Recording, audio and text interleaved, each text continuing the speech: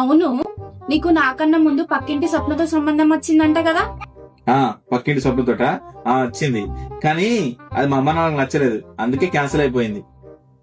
అమ్మ నాన్నలకైతే నచ్చలేదు, కానీ నీకు మాత్రం చేసుకోవాలనే ఉండే కదా. ఇప్పుడు ఎందుకు ఈ డిస్కషన్? నీకు గొడవ పడడానికి వేరే టాపిక్ ఏం లేదు కదా?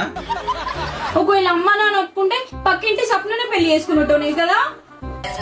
అమ్మ నాన్న నచ్చితే ఎవడైనా పెళ్లి చేసుకోవాల్సిందే కదా. అయ్యో అయ్యగారు కోపం వస్తుందా? పెళ్ళేమో నన్ను చేసుకొని దాన్నంటే నీకు బాధ అనిపిస్తుందా? నేను బాధపడతలేనే, నువ్వు అడిగే తలతిక్క క్వశ్చన్లకి సమాధానం చెప్తున్నా. నువ్వు నిజం చెప్పు.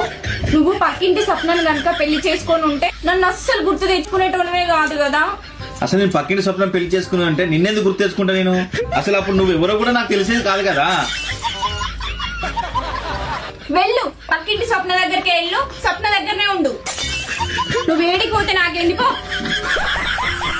ఇదేం కర్మరా దేవుడా.